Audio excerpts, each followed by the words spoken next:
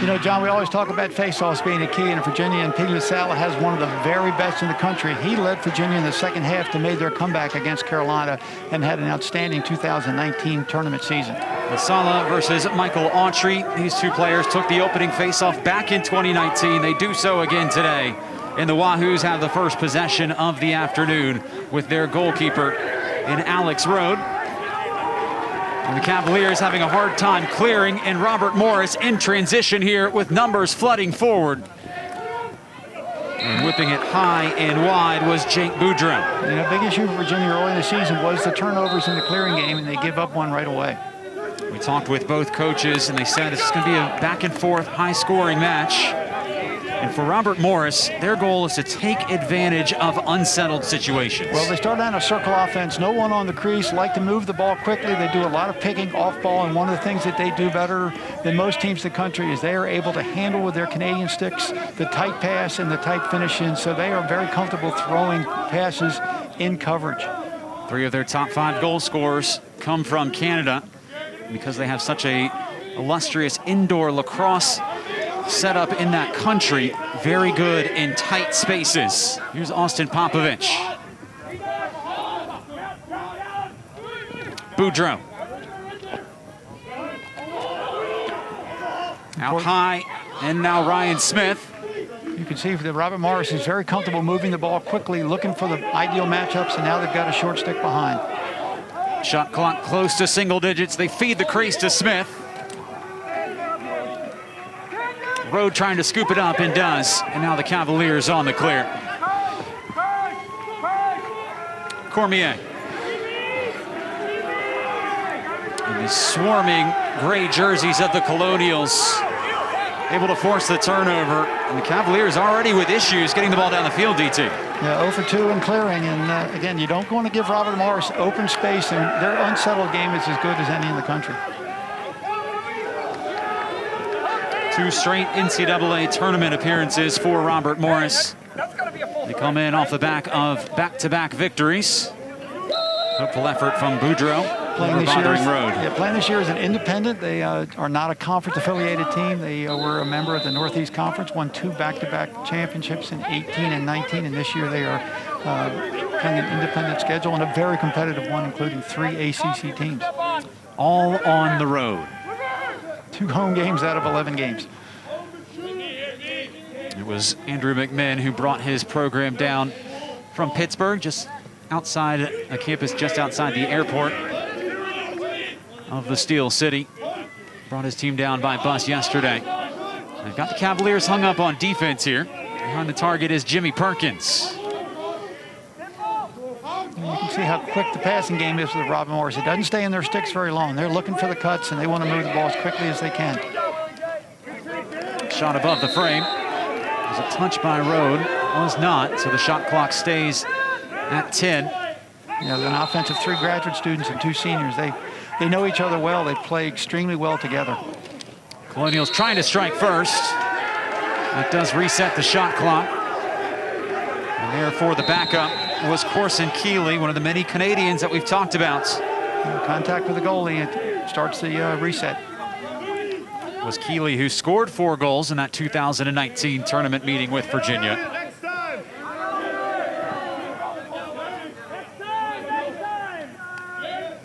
If you're Robert Morris, you've had everything you want. 2 turnovers in the clearing game and long possessions.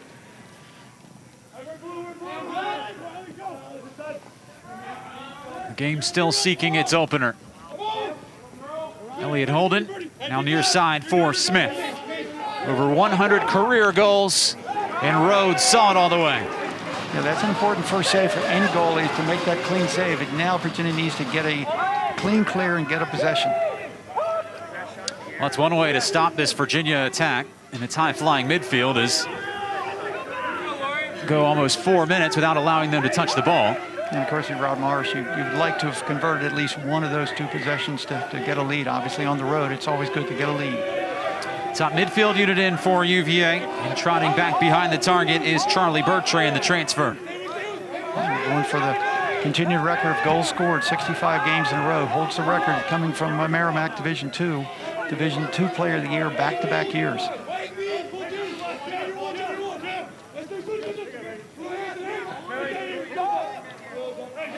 First touch for Matt Moore.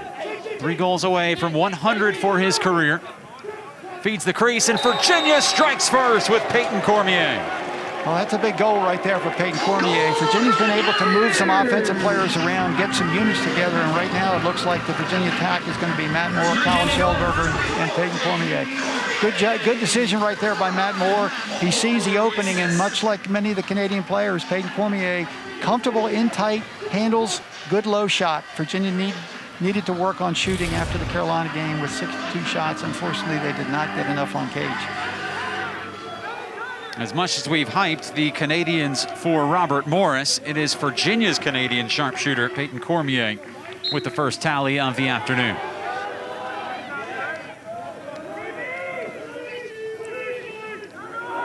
Still a scramble on the face-off. Picked up right in front. Bearing down is Perkins of Robert Morris. That's a brave ground ball, but play still unsettled. Looks like it's going to be touched out of bounds by a Virginia player, and Robert Morris another chance on the offense.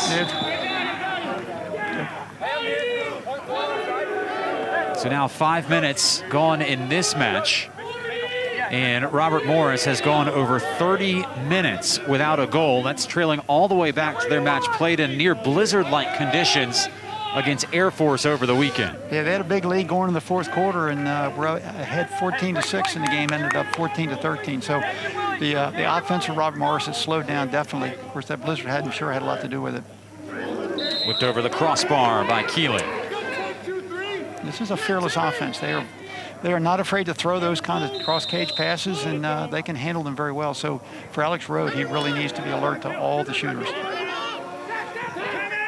Virginia scored on its only shot of the afternoon. Robert Morris has taken 5, but does not have a goal. And they've called the timeout to save the possession. Andrew McMinn wants the TO. Robert Morris will have the ball when we return from Klockner Stadium. Who's up 1-0?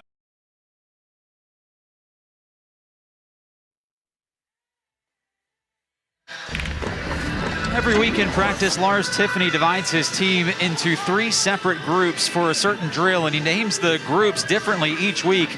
This week, the names were Robert Morris, Haim Solomon, and Alexander Hamilton, all financiers in the American War Revolution. And look at this, the Declaration of Independence, 2 names on it. Thomas Jefferson wrote it, and Robert Morris signed it. Yeah, as an old middle school history teacher, it does my heart good to see the Declaration of Independence and see those 2 names. So, you know, the connection maybe goes back to 1776, but that's still great history. And Robert Morris once gifted Thomas Jefferson a flock of Spanish sheep.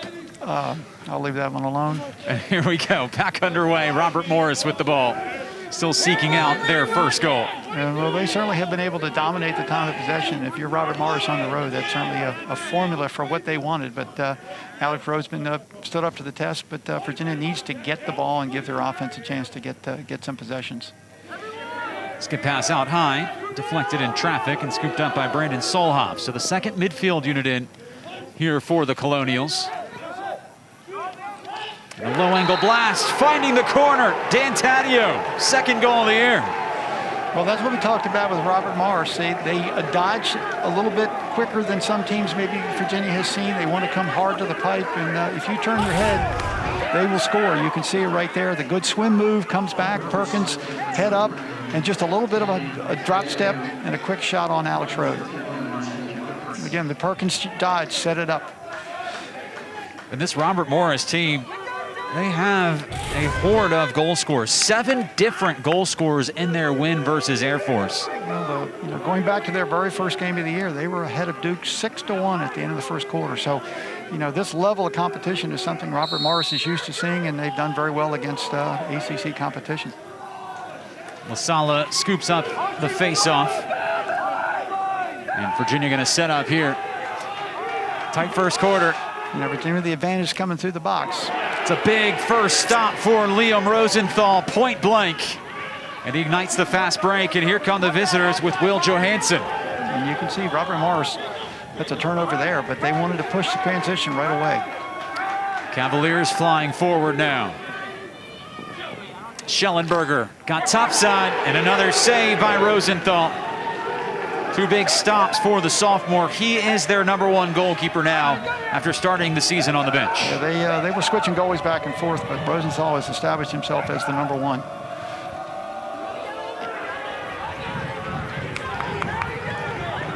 And the Colonials able to break the most ferocious riding defense in the entire country in Virginia. Well, 2 years ago when Robert Morris was here, they were only able to clear successfully 25 times against Virginia. That was a big part of that game right there, as Coach McMahon said, that they really struggled in the clearing game in 2019. And what Virginia has struggled with defensively this year is inverted offenses, where the short stick defensive mid gets dragged behind the target or goal line extended. And Doug, you seeing much of that from the Colonials early? Well, Syracuse did it effectively, and obviously teams are going to copy what teams struggle with, and so that's why you're seeing it. And Smith! Robert Morris leads. Well, an unfortunate goal in terms of Virginia's defense. They get the ball on the ground, so they get what they want, but the ball gets loose, and Ryan Smith, being the goal scorer that he is in the right place, and he has time and room, and there's no way that Alex Rhodes is going to make that save against one of the best shooters in the country. Look, ground balls around the cage, turnovers at midfield. This is exactly the game that Robert Morris wants. It's a team that thrives in chaos. Well, they want the game to be a little bit scattered, and this a perfect bounce right to Ryan Smith. No way that Virginia's defense is going to recover. Remember, this is a Robert Morris team that was leading Duke 4-0 after the first 6 minutes of that match. Now, it was the opener in the season down in Durham, but nevertheless, they have the talent, and they can compete in bursts with ACC teams. And can the Wahoos answer right back? Cormier has his second. Well, that's what Peter Salad does for Virginia. He can turn the game around that quickly. He wins the face-off clean, and that's a big key right there to win the face-off going forward. You can see he wins the ground ball by himself. There's no opportunity for wings to get involved.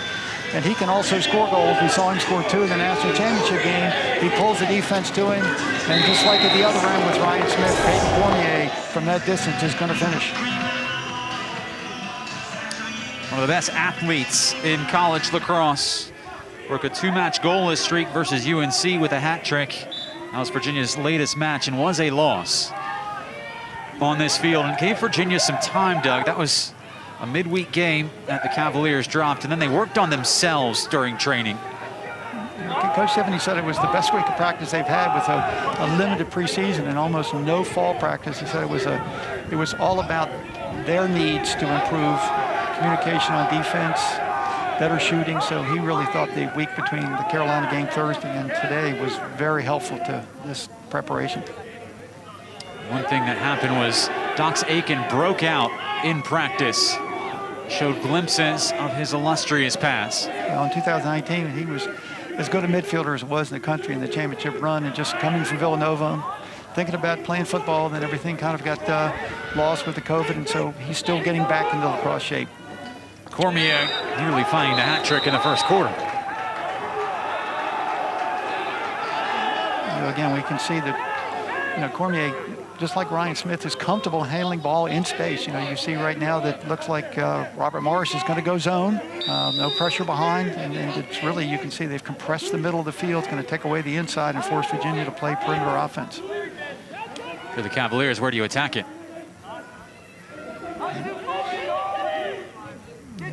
Dox Aiken now becomes like a point midfielder playing from the top, moving the ball, trying to force the slides. Ringing the pipe was Charlie Bertrand. Two really outstanding lefties for Virginia, and Bertrand and Cormier on the wings, and you've got Matt Moore as a right-hand shooter. Aiken dodging from the top. Retrieved by Moore. The established Connor Schellenberger, the freshman at X, so he will be the quarterback of the offense. They want to play the ball through him when it gets behind. Moore rolls. Bertrand surveying. Schellenberger to Moore.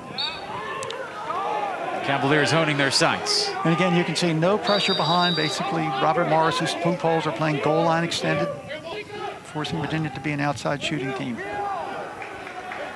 They botch the pass to Aitken. That ball rolls out of play. Virginia a chance to set up its ride. So far, competitive nearly first 10 minutes at Klockner Stadium. Well, if you're Robert Morris and you see that they can turn Virginia over in the zone, they're going to stay with it. And a nice check by Schellenberger right there turns it right back to Virginia. If you're going to play for Lars Tiffany, you have got to invest in the ride. Virginia in an unsettled situation. You still have Jared Connor in the game with his pole. He ran in expecting to be a rider, and then Virginia turned him over so quickly he stayed on the field, and now they will substitute Charlie Bertrand with that first midfield group. Ian Laviano now running as a midfielder. Of course, in 19 he was an outstanding crease attackman, but now they have him running with Bertrand and Aiken on a midfield. Schellenberger, the freshman. From nearby St. Anne's Belfield. He walked to his high school from here. Moore up high.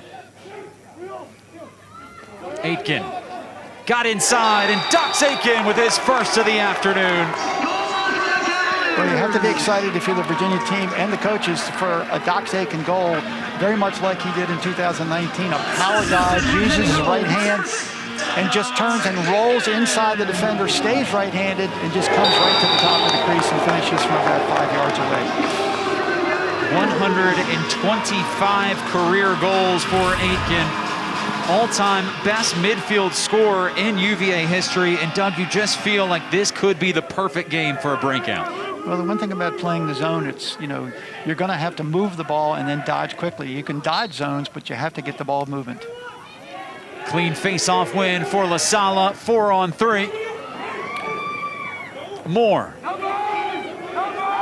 Good recovery defense from the Colonials. It really was a little bit of a hesitation on Cormier. He thought about the shot and then threw the ball over to the other side, to the offense, and gave Robert Morris a chance to set their zone. But again, clean wins by La Sala the last 3 faceoffs.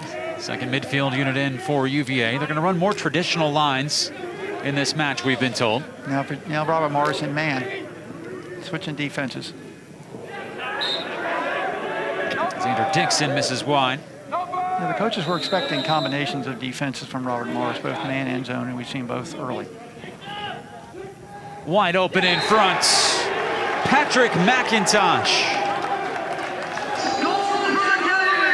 Now Virginia's rolling. The Wahoos have doubled up the opponents. Another player, Patrick McIntosh, not much playing time early, but has really excelled in practice. The coaches have really been impressed with his play the last week, and he and Schellenberger, just a nice combination.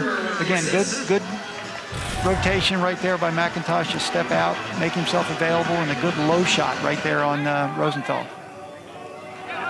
You know, this game will be about possessions, John. You know, which team can control the ball the most, and Pete LaSalle has given Virginia those opportunities after being down 2-1. LaSalle has won all 7 of the face-offs now. And we have the first violation on Robert Morris. You get 3.5 before you have to serve 30 seconds. So sometimes those early violations can force the face-off man to be a little bit hesitant. So you get to 3, and then you got to play man down.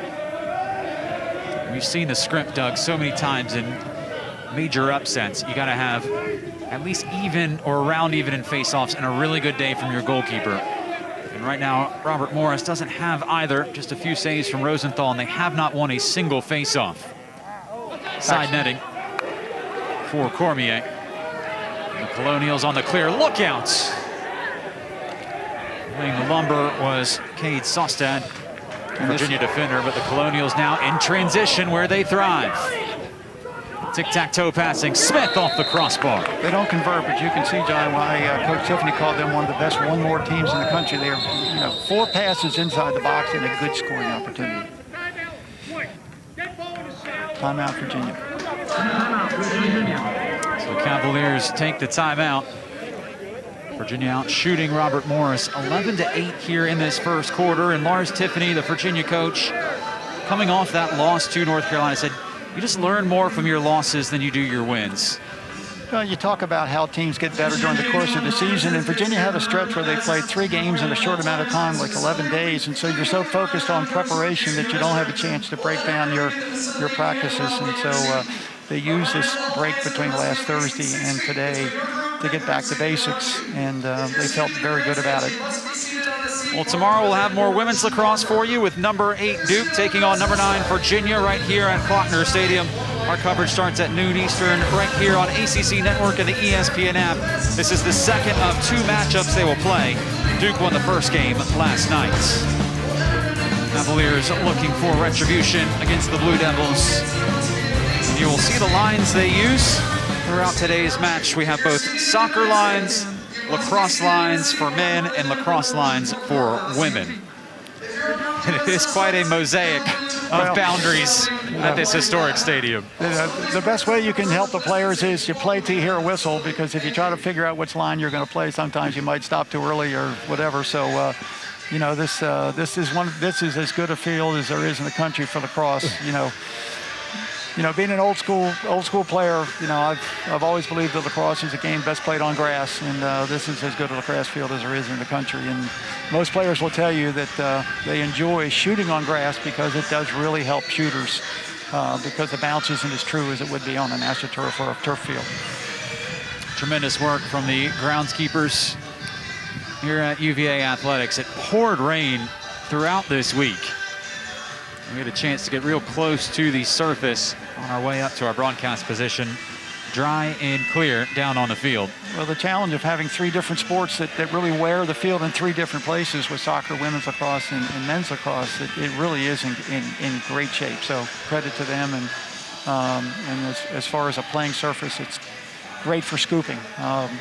Good timeout by Virginia right there to get their defense settled. They were fortunate that last transition. Robert Morris just threw over the goal wide. So any chance Robert Morris gets to possess, they're going to push transition and get to the goal as quickly as they can. Colonials back out on offense. Virginia going into a shutoff with Jared Connor taking all the other players away, trying to force a turnover with Jared Connor one-on-one, and that's what you get. Nearly a turnover. Possession kept by Corson Keeley. And Robert Morris breaks that Virginia run with Jake Boudreau. Second time Virginia's gotten the ball on the ground with a good check and created some opportunities for a turnover. And the second time, Robert Morris has turned a mistake into a goal. You can see right here, the ball gets on the ground, and then all of a sudden the Virginia defense is scrambling to recover, and they go right to the goal and score. Boudreau, the senior, scored twice against Duke in the opener. Now with 8 goals this season. You know, he's one of those 5 players we talked about that were 5 leading scorers for their team. And again, another experienced player. Career 39 goals, 31 assists. The question is, can the Colonials win a face-off? Have not done so today, and Virginia on a break. Schellenberger bearing down and tucks it top shelf. Well, anything they can do, we can do better, and that's exactly what both teams did. They turned a ground ball into a goal in an unsettled situation. You know, we knew coming into this game that it was going to be high scoring, and so far, look, all the way from the face-off, right there, what you see is P. LaSalle keeps the ball alive. Next thing you know, there's a good check right there by Ben Ware, and it turns into another ground ball scramble. Cormier picks it up. It's almost a 5-on-2. Plenty of time for Colin Schellenberger to finish. So Virginia has won now all 8 face-offs in this game. And can P.D. LaSalle keep it going? 64% this season, and this will help. Got a stick tied up. Second violation on Robert Morris, another hold. LaSalle now 1 face-off win away from 400 for his career.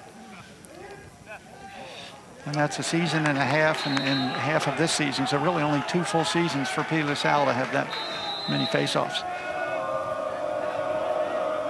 Cavaliers did gift the ball back. Turnover on the in line allows them to set up their run. Slash behind the play, Matt Moore with a one-hand swing right in front of the official at the midline. So Virginia will end up going man down. Slow whistle. You know, Robert Morris could score and still get a man up if it's a slash and a minute penalty. Good first quarter here from Klockner Stadium. Penalty coming up on UVA.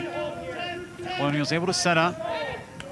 Still 40 seconds on the shot clock, so they have plenty of time to do what they need to do, and still will have an extra man, probably could carry over into the second quarter. And a very good extra man unit at that, 37% this year.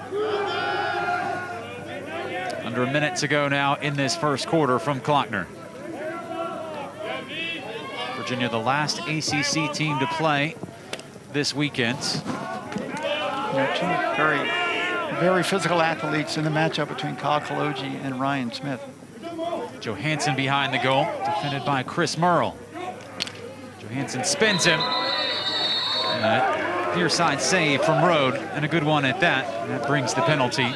Cavaliers go a man down. And you mentioned it, John, once again, that once Robert Morris gets into a settled 6-on-6, they go right to the invert and get those short stick matchups. In that case, Chris Merle did a nice job of forcing the shot tight to Alex Rode. He makes the save, but Robert Morris will start with a full minute with 35 seconds to go in the quarter. 1 minute slashing penalty on Matt Moore of UVA. And our first look at the extra man unit for Robert Morris. As I said, 37% success rate this year. With the ability they have to move the ball and handle it, you would expect their extra man to be very good and very tough to stop. Smith, the low angle blast. They either hit the goalkeeper or the pipe, and the run out. Both teams fully committed, and Virginia gets it back. Yeah, I'm not sure what it hit, but it came straight to the sideline or right in front of the Robert Morris bench, and Virginia could hold the ball and start the quarter man down with 14 seconds, and they don't have to cross the line. They have to get the ball across the line in 10 seconds, so it's important that they're able to get the ball out. The Wahoos fan out, use the entire width of the playing surface, and that'll expire our first quarter. Back and forth they went. Virginia leading 5-3 after 15 minutes of lacrosse, and Dox Aiken, one of the many Cavalier goal scorers this afternoon. After 15 minutes, it's Virginia 5 and Robert Morris 3.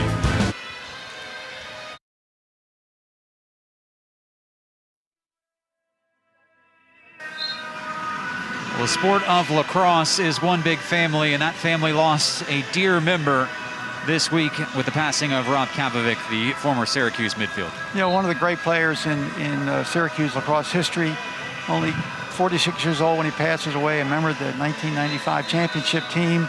The lacrosse community is so close, and the players are so connected, and the schools are so connected, that not only is he a loss for the Syracuse lacrosse community, but also for the lacrosse world in general. Everybody remembers Rob Kapovic as one of the really outstanding players at Syracuse, and we send our condolences to them. They are playing Holy Cross today, and I'm sure that's something in the minds of some of their alumni and former players, as well as their present staff. So 15 minutes of lacrosse done, and Lars Tiffany's squad holding on to a 2-goal lead over the visiting Colonials of Robert Morris. He's still man down, so Virginia has to get the ball out. Robert Morris all over Dox Aiken. Yeah, Dox Aiken tries to beat 3 plus on the sideline in front of the box, so you know, trying to power his way through to get the ball across the midline, and now creates a possession for Robert Morris with about 5 seconds left in their man up. But really tough to get through 3 people when you have the sideline too.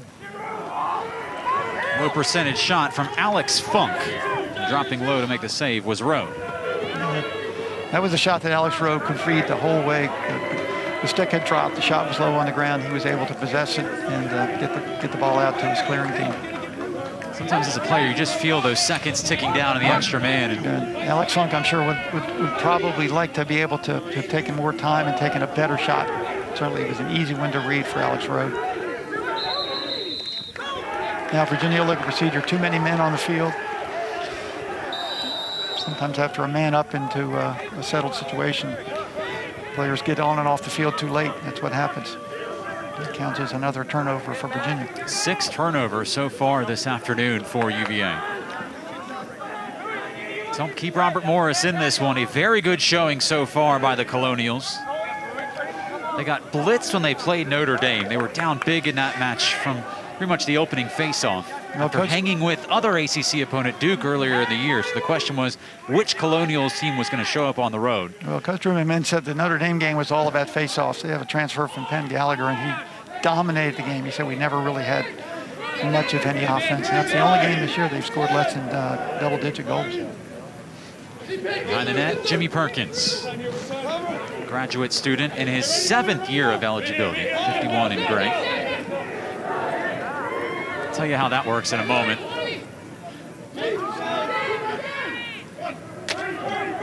Smith got the angle.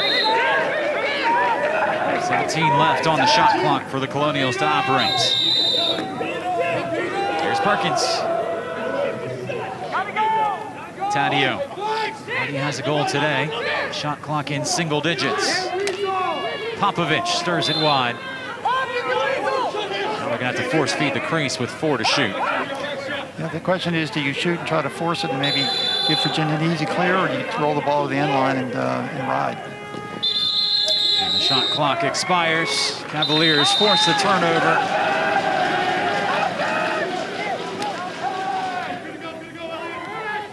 You're the underdog. Don't you always go for the shot, or at least the play?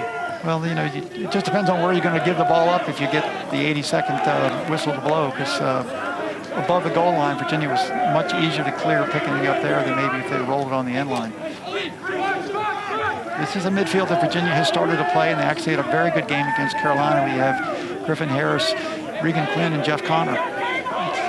Something Fox Fitz coordinator John Corwin is to try to create more players in more units. The Cavaliers call this the, quote, conehead line. And unfortunately, again, another turnover right there. So Virginia's kind of just doing it to themselves a little bit, given, like you said, Robert Morris, a team that thrives on this kind of pace. Here come the Colonials. The Wahoos sink back to defend. Really helter-skelter game, isn't it, DT? Well, I think both of them enjoy the transition. I mean, if you're a lacrosse player, you like to run. But if you're Coach Tiffany, the one thing you don't want to do is play into the strength of your opponent. And this kind of game really helps Robert Morris. I mean, you lose all the face-offs. You're 0-9 on face-offs, and you're only down 2. Robert Morris, a school of about 4,000 people from the suburbs of Pittsburgh, Moon Township, Pennsylvania, just outside the airport.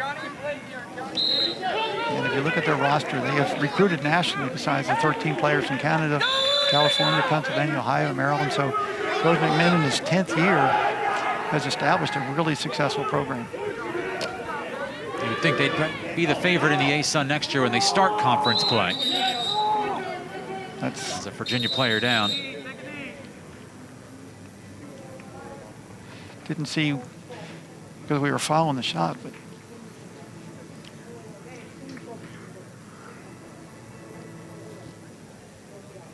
and that is Ben Weyer, who's down, the freshman from St. Stephen, St. Agnes. And it's really stepped up for them in terms of being a long stick midfielder to spare, you know, to give Jared Connor some runs. But you know, you hate to see any time the trainers come out and the first thing they do is grab a knee, and I don't think there was any contact on him when he went down. He may have turned a knee trying to defend. Take a look. Watch 45 in white. Oh, yeah. Ooh, you can just see that, you know, you can see the way he slipped and the leg got caught underneath. Virginia's already lost one of their short stick midfielders, Danny Parker, to an injury in the Syracuse game. Same thing, ACL for the season. So that's could be potentially 2 key defensive players if Ben Ware's injury turns out to be, you know, end of game or end of season. We hope that's not going to be the case. It's Ware, who's played in every single contest this season. Back with.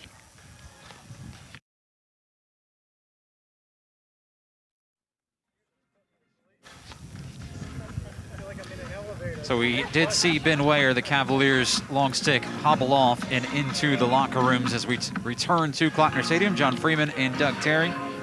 Virginia up 5-3. And Doug, when you look at the recipe for pulling an upset, as I said, got to win some face-offs and got to get some stops. And right now, Virginia's won all 9 face-offs in this match. If you're Robert Morris, you got to be happy that you're hanging around with one of the most talented teams in the country in Virginia, but there are some things to improve as well for the Colonials here in this first half. One of the players in that huddle, 51 in gray, is Jimmy Perkins, the graduate student, one of 2 players in the country in his seventh year of eligibility. The former walk-on, 25 years old.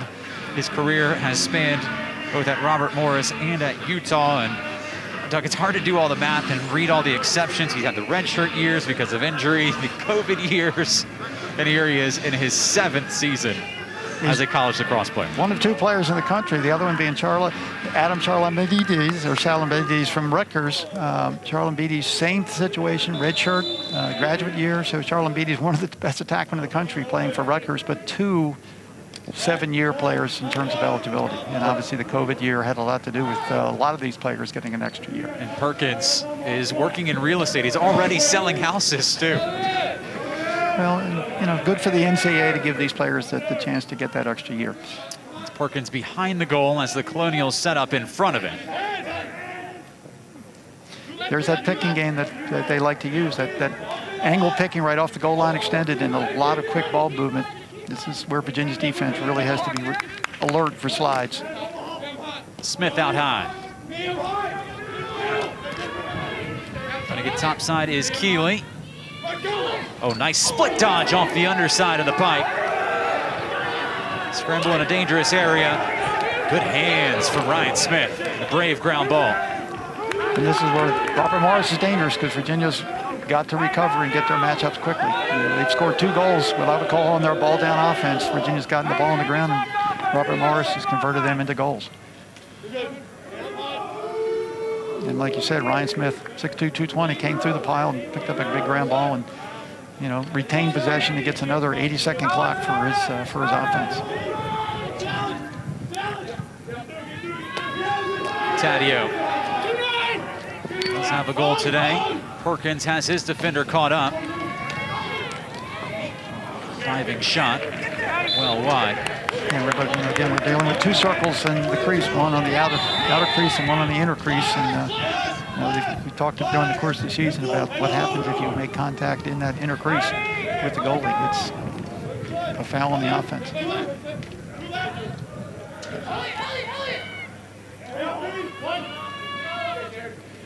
Keeley frees the hands. Backed up by Taddeo. 17 on the shot clock. Long possession here for the visitors.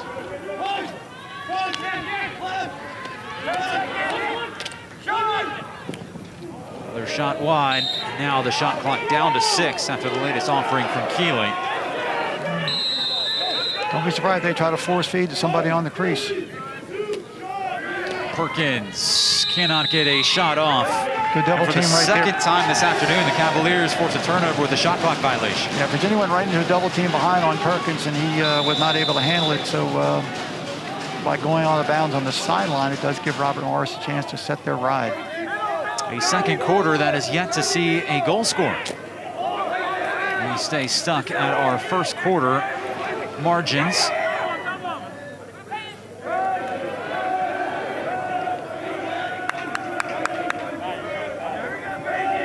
One of the rare offensive possessions that Virginia has had here in this quarter. You know, the pace of the game is such that like you said, John, that Virginia has had limited possessions, but the face-off wins because they've ultimately led to quick goals, and Robert Morris has been the team that played more of a control game. Here's Cormier. Joined by Peter Garneau. Brings in 8 goals this year. Behind the target is Xander Dixon. The shorty on him. And the converted attackman came in as one of the top attackmen in the country in the inside lacrosse recruiting and suffered an injury the year before. Cormier, hat trick. 3 goals already for Peyton Cormier. And Virginia has doubled up Robert Morris again. Well, the perfect matchup for Peyton Cormier. Again, Schellenberger gets the ball to Cormier. They get a pick, and he's able to go ahead and use the Matt Moore pick to free his hands. He takes a half step ahead of the defender, frees his hands. Perfect placement, off stick side low. 2 or more goals in 5 of the 7 matches this season for Peyton Cormier. They just come at you in waves, don't they, Doug? Such an athletic, high firepower team for UVA. And that win right there, the 10th of the day for P.D. LaSala and the 400th of his career. And then, you know, from the standpoint of stamina, we've already had, 10 face-offs. So it's nice to win one where you don't have to scramble on the ground ball to get it. So it looks like within one more violation on Robert Morris, they will be serving time. So LaSala becomes the 5th player in school history to cross over 400 face-off wins.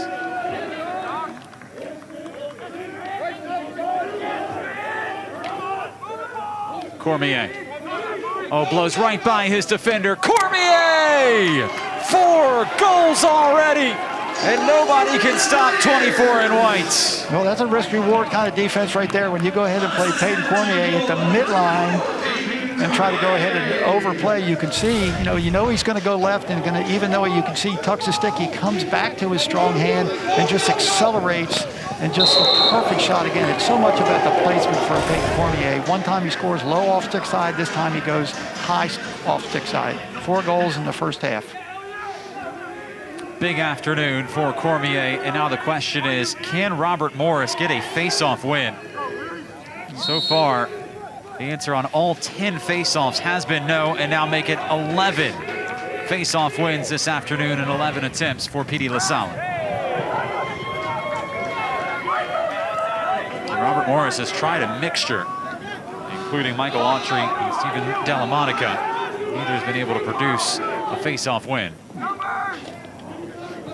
Well, not only does he win the face-offs in succession, but he also gets them to himself. I mean, that's so important for a face-off man, to negate the wing play by being able to win them clean and get the ball to his team.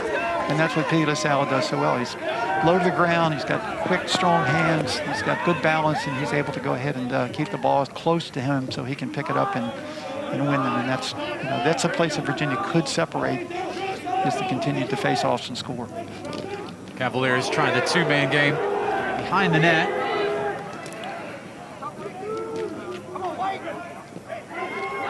Good ground ball from Schellenberger. Play unsettled. Remains so. Picked off right at the pipe, and that's a good stop from Rosenthal. Jeff Connor had a good look with, and he dropped the stick a little bit, but as you said, Rosenthal was up for the task and made a good low save. Tracked the ball all along, and now Robert Morris in transition. Oh, sweet passing right in front. That is how you run a fast break. Corson Keeley with the finish. Well, that's one more at its finest. If you're doing a training film at a camp or something, and you want to show what one more means to a player, that is it. It's not only starting with the defense picking it up at their end, but just the extra pass. That's beautiful lacrosse right there. You can just see the first pass. It creates it with a long pole. 2 on none really on Alex Road. No way the defense is going to recover. But again, that's the 3rd goal, John, where the ground ball has started a goal-scoring opportunity for Robert Morris. That snaps a 3-goal run for UVA. And if Robert Morris can start winning some face-offs, look out. Stephen Delamonica out there, the freshman. Highly talented rugby player in high school. And a rugby match breaks out at the face-off dot.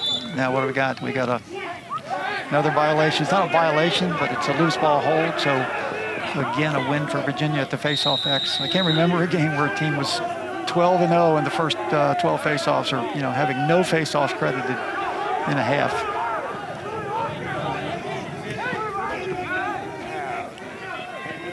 More curling and doubled. Trying to find the open Cavalier.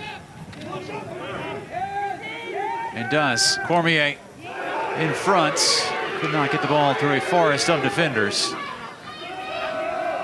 And Doug, the choice to double there for Robert Morris. First time we've seen that this afternoon. Well, Virginia was still subbing to get their 6th player on the field. I think that's why they felt they could double, because they were playing 6 against 5 on defense. Now another player gone down. It's a Robert Morris player. Got hit right across the forearm, on the top of the hand, and going down was James Leary.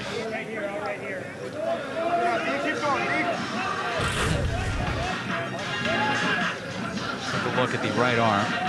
Ouch. Left arm. It was the right arm. So he got both of them. Exactly. Those arm pads are mighty small, and you hit the right spot. It's like hit the funny bone. You can see he just dropped his stick.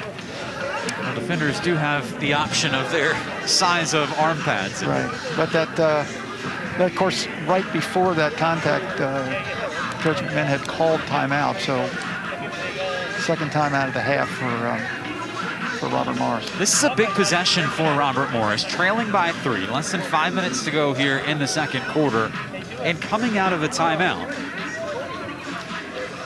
Well, you're right, John. If you're Robert Morris, the game has gone the way you would want it to go, other than facing off. You're within 3 goals. You've been able to get some transition goals. Your goalie's made some saves. And you've been able to really, in terms of actual possession time, you've been able to control the game at your end of the field. So, like you said, it's kind of an odd game when the face-offs are so dominated at one end, and yet the game is really very competitive and very close. Go to take a look at some headlines across the country in college lacrosse. As most teams in action this afternoon.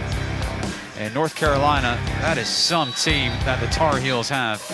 Now the #1 team in the polls. Well, they were outstanding here on Thursday night, 7-0. They've had a game where they've scored 27 goals against High Point. You know, to Denver's credit, they started the year and they went down to Carolina and Duke and took a pretty heavy beating in a trip early in the year, and now they've gone undefeated. They beat the team that was considered the #2 team in the Big East in Georgetown, and they're getting maybe the top face-off man in the country, certainly in 2019 from Yale and TD Ireland. So watch out for Denver come tournament time, because now they have all the pieces. Yeah, the exodus of the players from the Ivy League has really shifted the landscape of college lacrosse. Would you say that the teams this year are some of the best in history just because of all the stockpiling of talent? I think you'd have to say that, and because you look at like Michael Sowers and Gallagher from Penn, and you've got players at Notre Dame and Denver. So, yeah, they have really changed the dynamics.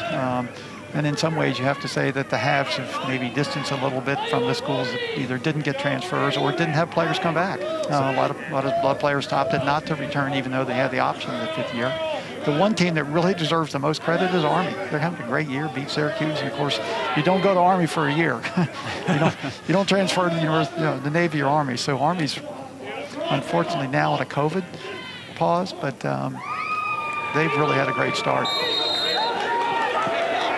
Unfortunately, John, we've got 5 games in the country this weekend that are not being played, and those games include 4 of the ranked teams. So another week where we don't get a chance to really get a feel for the rankings, because of teams that have to wait until their teams get healthy. And Syracuse had to reshuffle its schedule, playing Holy Cross today in replacement of the original opponent, which was Hofstra. The only ACC team off this weekend is Duke, and that was pre-planned. Great.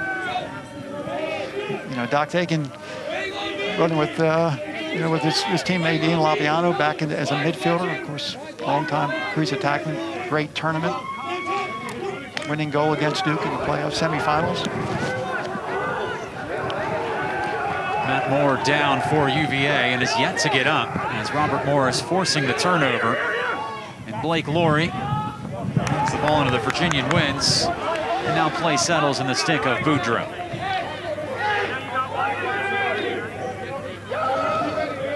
And now we got a flag down. Looks like Virginia has too many men down at that end, so they're playing 7 against 6, and so Robert Morris will get an opportunity to play man up. So slow whistle, a 30-second penalty on UVA. And they don't want to commit 2, and sometimes that happens when you go press with 7. You can end up picking up a second foul.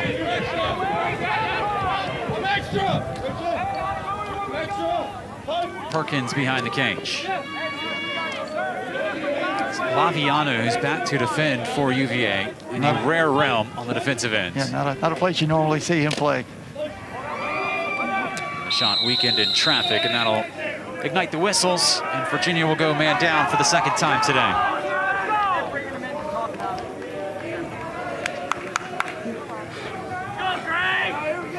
So a 30-second penalty on the Cavaliers, too many men on the field.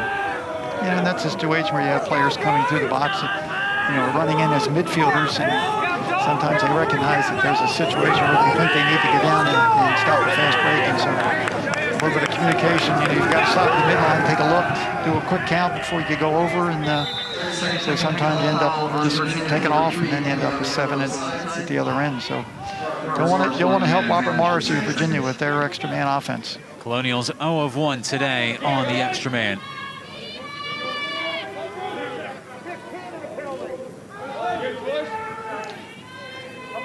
Keep an eye out for Ryan Smith. There is Smith cranking, turned away by Rode. 6 seconds left on the penalty. Yeah, Virginia still has to get back into their defense. Even though the penalty's up, there's still time between the time they get the 6-man on. So expect Robert Morris to continue to press. Clean save from Rode, and now out of the substitution box, finding Chris Merle. Excellent save right there by Alex Rode. And of course, Chris Merrill coming out of the box just as the penalty expires, a good look down the field. So Virginia with an easy clear coming out of the man down. But again, you can see Robert Morris doubles anytime Virginia's bringing in that extra offensive player until he gets on the field, then they match up. The Cavaliers finally do get their substitutions in. And Griffin Harris. Harris 3 goals this year, 2-game goal streak for the lefty. Dragging his short stick defender back behind the target. Pass is going to roll on the Virginia turf and head out of bounds. That's an unfortunate play for Virginia right there. You get what you want, you get the switch. There was a chance that Matt Moore could have had a half step if the pass had been on target, but Virginia continues to kind of turn the ball over, in some cases unforced error, so to speak. That's a pass that you got to be able to complete, and now they throw it away. Still a scramble for the ball. That is a deluxe pickup from Will Johansson. Vacuumed right up off the turf. And how about Robert Morris hanging around this game? They haven't won a single face-off in it. They've lost all 12. Yet here they are in historic Klockner Stadium, closing out this first half, trailing by 3. And the shot clock is irrelevant. This should be the final possession of this second quarter. Again, you're seeing a team that's got championship players, and coming into this game, they have as much, if not more, experience at the offensive end as pretty much any team in the country, with 3 graduate students, 2 seniors, and players that are very comfortable playing this level of competition. They've already seen Duke, they've seen Notre Dame, they've seen Colgate, so this is not a game for them to feel intimidated. Colonials holding for the last shot. They've won the run out here with just 8 seconds left in the half. You better cover up inside against Coach Tiffany. Good timeout, 8 seconds. Timeout, Virginia. Feels like March Madness, doesn't it? It does. Well, in the case of my bracket, March Sadness. No, these are the situations where, from a defensive standpoint, I'm sure Coach Tiffany wants to make sure they are locked on. A feed from the wing with the kind of sticks they have and their ability to catch passes in tight quarters. You can't afford to let them be able to catch and finish from inside. I would imagine Ryan Smith will be a focus of this last 8 seconds. So the first half nearly done here from Klockner Stadium, and a competitive first 30 minutes of lacrosse. The big story has been the face-offs, yet Robert Morris still within striking distance of Virginia, and Peyton Cormier has been the difference. 5 points for the Canadian. Yeah, he's had an excellent game, and he scored in a variety of ways. That's what makes him so dangerous. He scored, running down from the top, almost from the midfield all the way down. He scored off of feeds. He's caught the ball inside. And again, the one thing about players from Canada, and they've really had an impact on the game overall for every team that you see Canadians playing, is their ability to score. I mean, they are scorers from, like you said, playing in tight quarters, playing in the box. There's a number of outstanding players as a freshman at Syracuse. Hiltz, who's been a dynamic starter for the Syracuse team, and of course nobody throws the ball around more and scores more goals than Syracuse, so he's a perfect fit, going back to the Gate brothers. So they have had a huge impact on the game, and Peyton Cormier has really carried Virginia's offense today. And to Robert Morris's credit, you hit it right, John. They've had a lot go wrong, but they've done a lot of odd things right, and anytime the ball gets on the ground, that's when they're dangerous. They have flashed their fangs throughout. Robert Morris is probably going to be trying to start the ball with Ryan Smith, and wouldn't be surprised with 8 seconds. That's plenty of time. Maybe a little pick inside, but the one thing they're going to look for is to try to get a quick pick and a feed. Smith hard up the right pipe. Diving shot across the frame of goal. And the second shot didn't come in time. So the Cavaliers head to the locker room with a 3-goal lead. 4 goals from Peyton Cormier already here in this first half. And Virginia, after 30 minutes of lacrosse, lead the Colonials. 7-4 is our score at halftime at Klockner Stadium.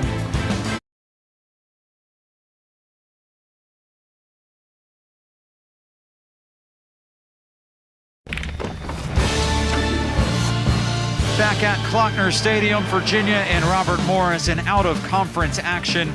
Been a busy afternoon around the ACC as Virginia leading by 3 goals at halftime. And well, let's go ahead and take a look at some other action around the conference up and down the East Coast. Holy Cross and Syracuse, it was all orange in the Carrier Dome in this one. It really was, and this is one of these games that was more or less put together because of a cancellation of Hofstra not being able to play Syracuse. So Holy Cross playing the game, but they are certainly in a situation where they're playing one of the best teams in the country. And you see right there, we talked about the young freshman Hilt scoring a goal for Syracuse. On the other end, Notre Dame did not have much of a problem with Cleveland State. Another win in South Bend for the Irish. Well, the Irish are talked about as the best defensive team in the ACC, an outstanding defense. They've always played that very, very good team defense, and they will be an interesting team. They've only played 4 games in the out of conference and played a limited schedule because of travel restrictions. The new #1 team in the country, North Carolina, having no issue with Air Force in Chapel Hill. Well, anybody who saw the game last week knows that Carolina's offense is maybe the best in the country, and Chris Gray has to be a wartime favorite. So around the ACC, big wins all around the conference. Exactly what we expected with these 3 teams. It is such a powerful conference. Well, when they go out of the league lines, this is usually the results. Well, the 5 teams in the ACC have played 27 games out of conference combined, and only 2 conference games, Virginia, Carolina, Virginia, Syracuse. So conference play coming up. And the Cavaliers looking to make it a 4-for-4 day in the ACC. Right now, probably the closest of the 4 matchups. Virginia leading Robert Morris 7-4 at halftime at Klockner Stadium.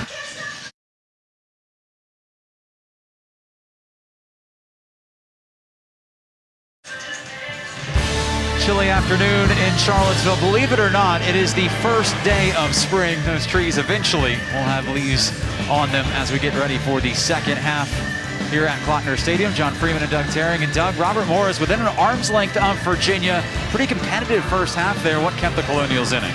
Well, I think the one thing that negated the 12-0 face-off advantage for Virginia is that Virginia leads in the one category you don't want, which is they have 11 turnovers to Robert Morris's 10. So that has negated some of the opportunities Virginia's had in terms of being able to score more goals with the way Peter LaSalle is dominating in the X. Cavaliers were led in goals. Peyton Cormier, 4 goals in the first half. Did score 6 goals earlier this season against Towson, and well, he's well on his way to another big afternoon. Well, we talked about the different ways that Peyton Cormier can score goals. The first goal he scores off the feed from Matt Moore. The second, a standing shot off the face-off win by Peter LaSalle. A drive with his left hand again, off stick side low, coming from the top, and then again the defender choosing to play him at the midline. He just runs through the checks, no slide, plenty of time, and he just buries into the upper right-hand corner. So 4 goals, 4 different ways. That's the versatility of the thing. Taking a look at our first half stats, how about that, Doug? 12 face-offs in the first half here at Klockner. Virginia won every single one of them. Well, 2 of the face-offs were violations. I think one time we did have a loose ball hold, but that's as dominant as you can be. You know, sometimes the statistics really tell the story. In this case, it has been Robert Morris's ability, I think, more than anything, to score goals when the balls hit the ground. 3 of their 4 goals have come directly off of situations where Virginia's actually checked the ball loose, and because of their stick work and because of the way they can pick it up and move the ball, they've been able to convert those unsettled situations, and that's kept them in the game. Second half coming your way. Can Virginia make it a perfect day for the ACC in the 4th and final game?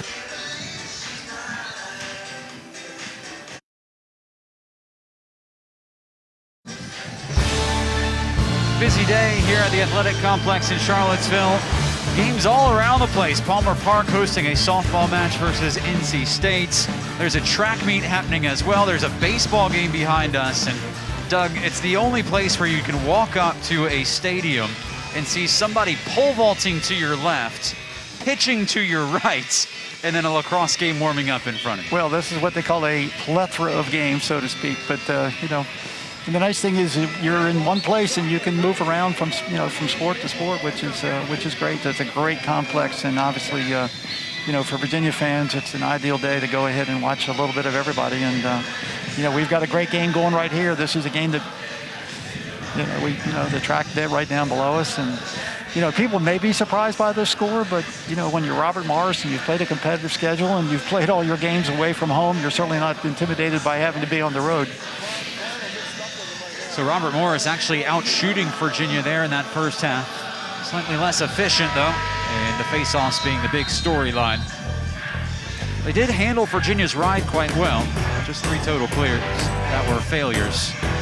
And if you're Robert Morris going into the locker room, a lot of little things to fix, but some positives coming out of that first half. They are still hanging around with one of the top teams in the country. Well, and if you're Virginia, you know, you talk about what they would discuss at halftime.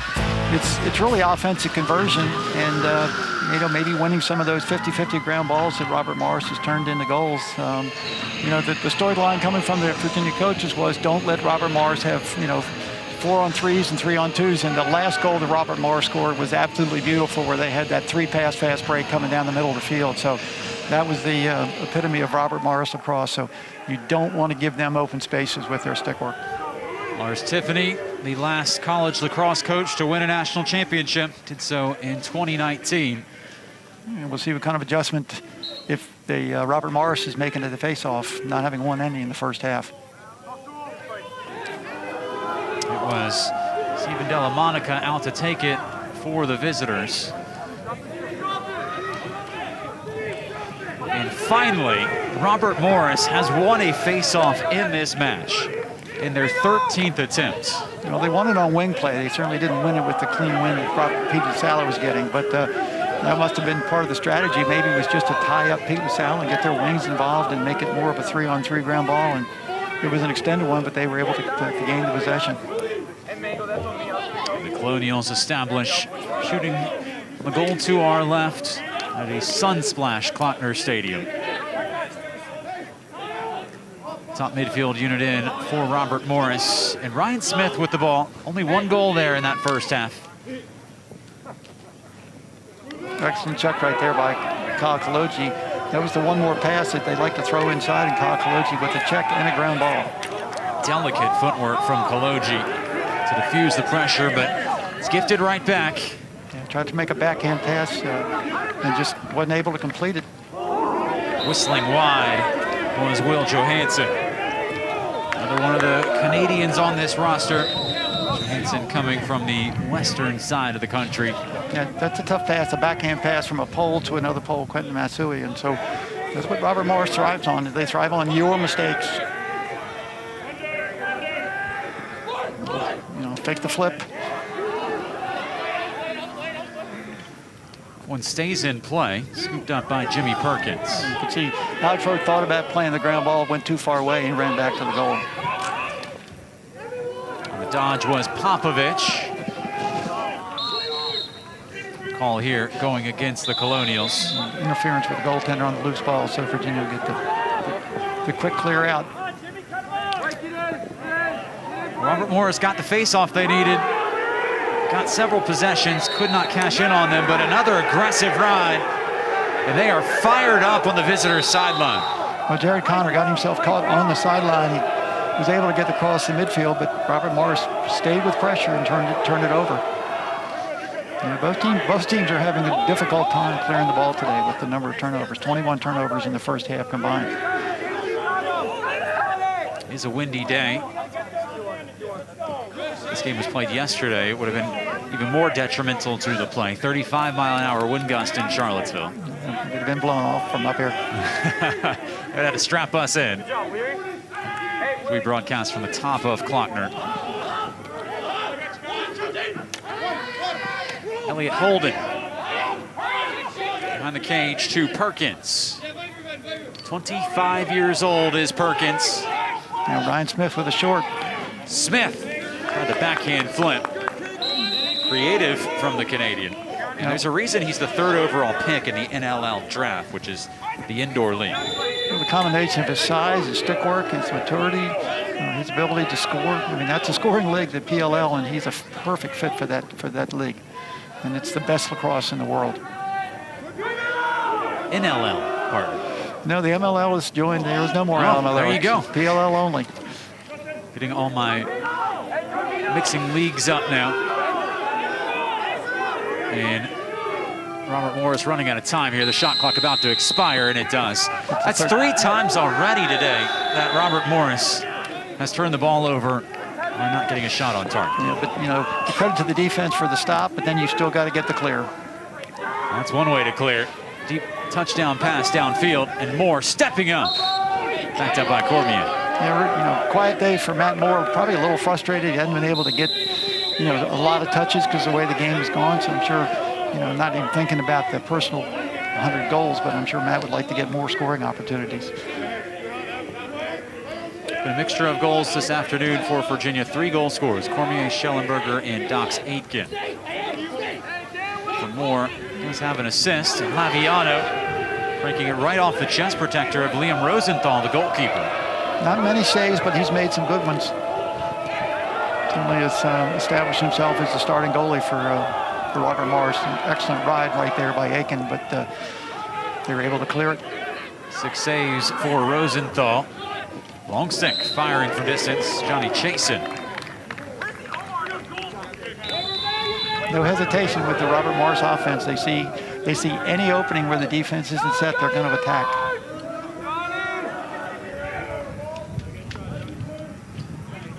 Andrew McMinn telling us stylistically they try and play as one of the fastest teams in the country. The first 30 seconds of a possession, looking for that quick shot in transition. Then they settle and then wait for a better opportunity if they can't find one amidst the chaos.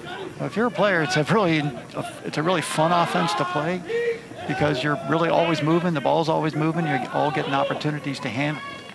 Smith, well, it's caught behind the cage. And a high hit coming and a slow whistle, and getting right back up to tuck it home was Jimmy Perkins. And now we have a second flag after the goal. Cade Salstead on the first penalty coming around on Perkins, who backed up the shot. And then as he's going down, he gets hit again. So Virginia could be 2 men down, and the second foul could be considered a dead ball. And if it is, there won't be a face-off. That Robert Morris will start with the ball at midfield, 2 men up. And Perkins took a whale of a hit the first time, got back up, surveyed his surroundings, found the crease, and then found the scoreline. And he's the smallest of the attackmen of that group of high-scoring attackmen and midfielders for Robert Morris. We'll see what the second foul ends up being, whether we have a face-off or not. These are unreleasable penalties as well. Right, anything high in the head area is going to be non-releasable. That's obviously a safety rule and also a rule that they put in. You can see the double foul situation. The shot by Smith, Perkins backs it up. Salstead high right in the neck with the handle. Watch Perkins get right back up here on the right side of your screen.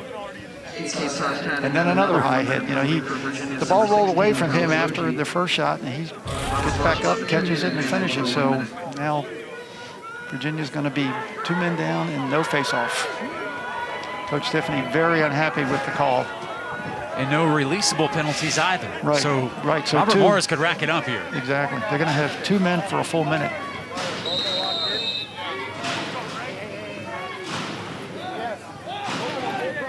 Colonials have not scored on the man-up unit this afternoon. And that's off the side netting. You know, actually, Popovich's shot, fortunate for Virginia. I'm not sure that's a shot that they would want to take so early in their man-up. And Schellenberger with 2 Colonials in hot pursuit, and Lars Tiffany calls the timeout, and he is hot at the official. Well, he had been calling the timeout. He'd been chasing the official down the sideline, and, you know, twice Schellenberger had slipped and finally gets the timeout. But there was contact maybe right above Schellenberger's head. Well, the Cavaliers get the timeout. They still have possession. They're down 2 men, but up 2 goals.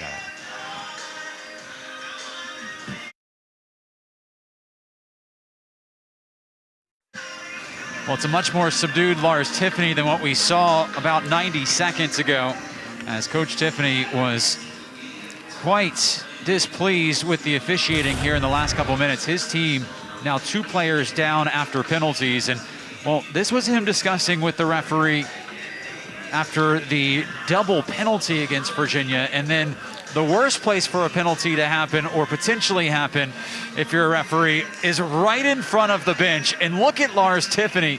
He wanted a cross-check there, Doug, and did not get it. Well, he could have had a slash on the back of Colin Schellenberger and maybe even in the head. And, of course, you know, you want consistency and you want the same call made at each end by all 3 officials. And so the feeling was you had 2 fouls at that end, and then suddenly you have a very similar situation with a hack on the back of Schellenberger, and he has to call the timeout to save the possession. So good decision by Coach Tiffany to let the official know that he may have missed one, but also to call the timeout to maybe kill the foul with 2 men down. That's a big play right there, 2 men down and not give up a goal and get a possession. And now Schellenberger, using his speed, can outrun 2 defensemen. How good is he? Schellenberger able to split the double team. And precious seconds ticking away here.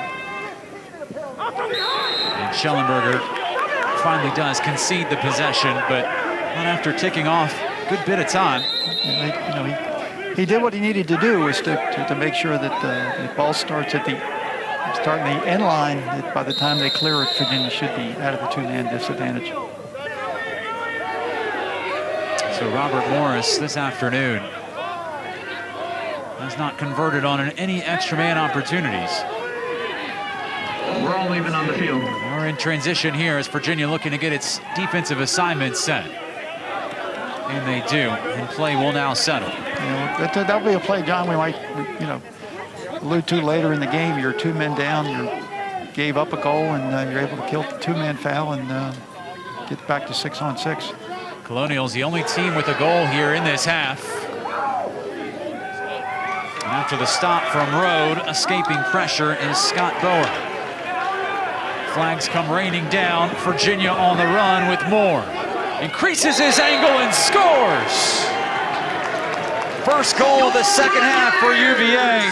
And Matt Moore now 2 away from 100 for his career. Well, it starts with Scott Bauer picking up the ground ball at the defensive end right off the crease.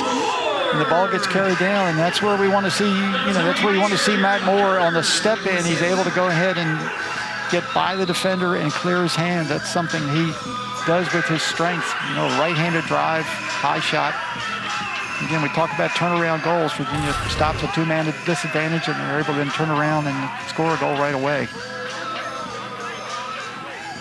And the Cavaliers are going to go a man up here after the penalty on Robert Morris. In the box is Ryan Smith. You never want to say that, but you think Coach Tiffany might have been able to go ahead and talk the referees into one? Well, you're the former referee, so you tell me. Listen, you were never talked into a penalty, listen, right? When Coach told me if I had one more eye, I'd be a Cyclops, that was a tough day. Care to share which coach? No, maybe more than one. But those are turnaround plays, and right away, Pete LaSalle only having to face off against really 2, and it was more important for Robert Morris to concede the face-off and get into their man down than go ahead and send players from the wing. Critical moment in this game for the visitors.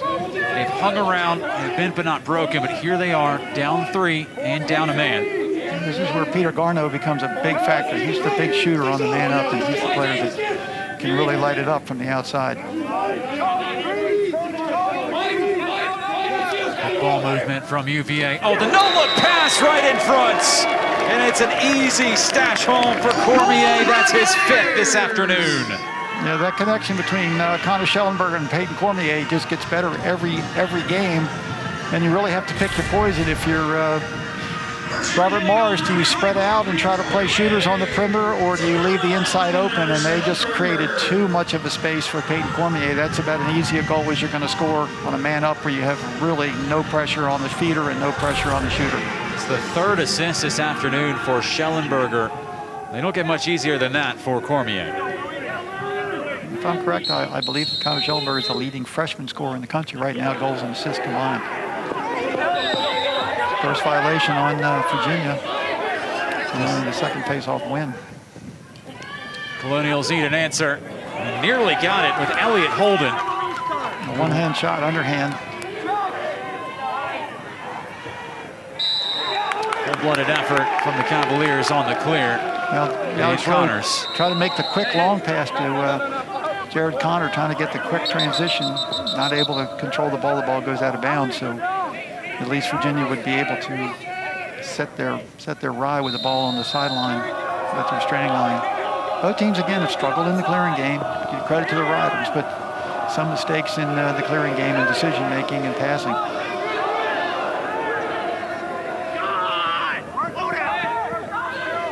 Coolly done from the Colonials. Yeah, they were able to go sideline to sideline, created a lot of space. Too much for Virginia's riders to cover, but that was a good clearing decision right there to go one side and then cross field to the other side.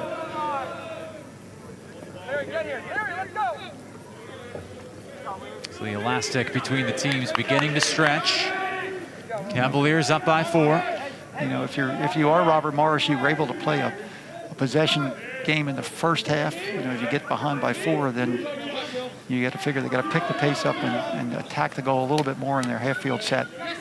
Robert Morris has brought in Taggart Clark to inject some ideas into this offense. 41 in gray. Has 1 goal this year. And there's a big goal for Robert Morris, and it's Ryan Smith. And look out if he gets going. I counted 5 passes on that offensive set right there before the ball got to Jimmy Perkins and then to Ryan Smith. And again, the one more is such a big part of their offense, and it opens up so many opportunities. The easiest part of the game for this goal was Ryan Smith. Great off-ball cut right there. Goes side, pipe to pipe, perfect feed. And who's responsible for tracking that? Well, the defense has to rotate so quickly. It's kind of like a basketball thing. You only have to have one player be behind the rotation, and that's what happens. And it opens up things inside. And that was just a great look and a great offensive set by Robert Morris. And now they've won their 3rd faceoff. It's going to be off Virginia State.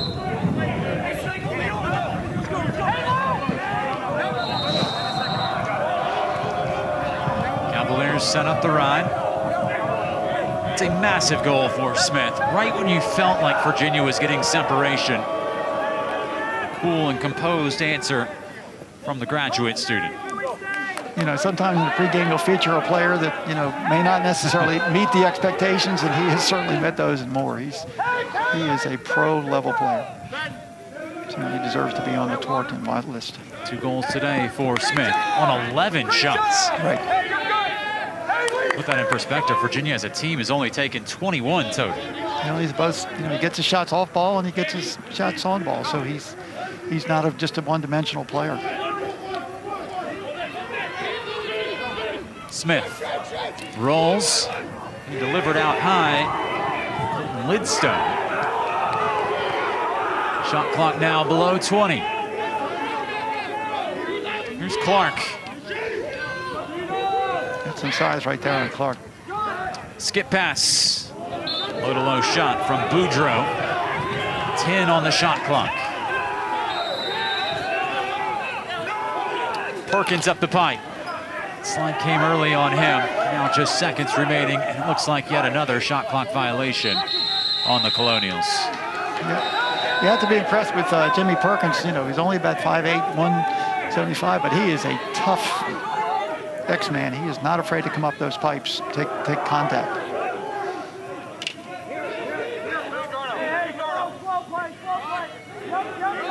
Cavaliers got to get this over. Dude, just a few seconds ahead of the deadline. Turn the ball over again on the clear. And this is where Robert Morris thrives in transition. Wide open in front. Look out, the Colonials are within 2. And it's Corson Keeley on the doorstep. Well, you drop a pass at your restraining line, 2 passes later, it's one-on-one with the goaltender, and again, another turnover in a place where the defense just can't recover. They're so spread out in the clearing game, and they're probably trying to get players on and off the field to play offense, and next thing you know, they're picking the ball up right there. You get the ball right there to Will Johansson, and he just turns the ball into a goal. And right there on the finish, no way Virginia's going to be able to retreat fast enough to get to Carson Keeley.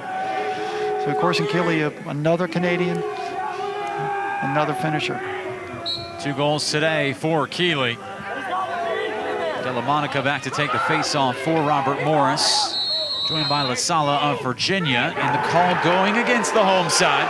And Lars Tiffany furious off your screen again. And a chance for Robert Morris to bring this game within one. Smith scores! You know, we talked about how Robert Morris likes to use the transition game out of the box, and that's exactly what they did. You have the face-off violation. The defense is not set. Boudreau coming through the box. They give it to him, and he just goes ahead and attacks the defense before they're set. 2 passes, goal by Smith. Right, again, you can see Boudreau picking the ball up. Virginia scattered on defense. They're not set. They're not matched up. And Ryan Smith was his 3rd goal of the game. So the hat trick for Smith, for the player that scored over 100 goals in his career, came in top 5 in the country in NCAA in goals. And Robert Morris within 1 of the defending national champions with less than 5 to go in the 3rd quarter. And a much needed face-off win for Virginia off the violation. And can Virginia settle down here and get a quality possession? You know, the face-off numbers that Virginia had in the first half have been negated in the second half. You know, Robert Morris has really won more face-offs. Dox Aiken locks and loads. There's the answer Virginia needed. And it came from one of their old war horses, Dox Aiken. Again, Robert Morris likes to double team when you are transitioning from offense to defense, and they double team Dox Aiken, and he just powers through 2 long sticks. You know, something that he did so many times before 2 years ago. He gets through the first 2 sticks, and really there's no side, power dodge, pulls a right hand swim move, and just explodes overhand right hand. And that's one of the first times we've seen that swagger of Dox Aiken this season. Well, they talked about the week he's had in practice, and what a tremendous lift for him and for the team to have him get 2 big goals today.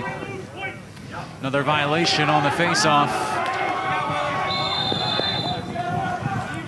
Virginia with numbers, bringing in Aiken out of the substitution box. And then you play the hot hand, and he's right now, you can see again, Robert Morris waiting for Virginia to sub. They're 5 against 6, and so they look to double, and then they'll fall off and match up. And they played a little bit of zone in the first half, but they've been a man-to-man team the whole second half. Charlie Bertrand drags his short stick defender, Colton Lidstone, back behind the cage.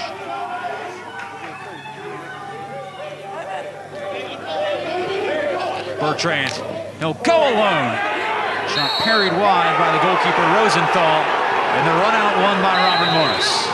You know, looked like Virginia might have been close to Ian Laviano, but the angle of the ball going toward the sideline, the Robert Morris defender, in the opinion of the official, was closest when the ball went out.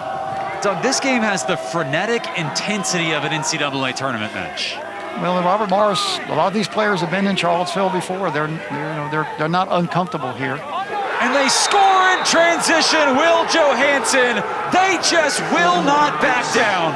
They really won't, and so many of their goals all day have been because Virginia's defense has just not been able to take away the initial unsettled situation right there. You can see Boudreau with no pressure whatsoever. No one steps out to pick him up. And at 12 yards, he's got all the time he needs, straight overhand, good hard shot on Alex Rhodes. So much about Robert Morris's offense is just what we talked about in the pregame, is unsettled transition, pushing tempo. They are really good at it. 20th face-off today. Robert Morris has only won 4. All in the second half.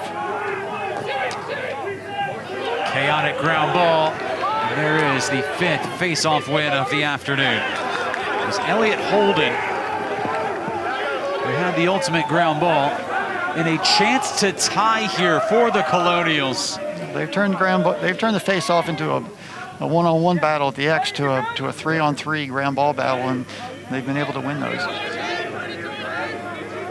A Robert Morris squad without a conference this year. Road Warriors, just 2 total home games. They have traveled to one of the cathedrals of college lacrosse, and they have hung with one of the most talented teams in the country And that is a massive stop from the goalkeeper, Rode. Dropping low to make the body save. And they went a little bit behind him, so for a second he was trying to locate the ball, was able to pick it up in his crease. And this is where Virginia's really got to concentrate on a clean clear, getting the ball to their offense, getting their players on the field that they want, and getting into a control offensive set. Because right now, anything that hits the ground, Robert Morris is winning. Virginia trying to find a midfield line that offers consistency. They bring in their third midfield unit, highlighted by Griffin Harris. It's tough for these midfielders to get into the flow because the possessions have been so short. Bounce was too hot to handle for Connor. He'll pick up the ground ball in traffic under a minute to go in the third. Harris in the alley. Robert Morris picking up on the double team. Chased by Boudreaux. We often see on the offensive end. Harris, good ground ball. Harris goes down, and there it is. Connor Schellenberger to win it. Trying to feed the crease. Less than 10 seconds for Virginia to get a shot off here. The Colonials clear. 20 seconds. Smith. Such handles for the Canadian. This is exactly what Robert Morris wants. A game that, like you said, is chaotic and unsettled. A lot of ground balls. Perkins. Saved by Rode. It may have been going wide, and that should do it for the third quarter. Well, we got a game at Klockner Stadium. Robert Morris, the Colonials, without a conference, on the road. They have traveled to Klockner Stadium, and they have hung with Virginia. The latest goal coming from Will Johansson. Here comes the...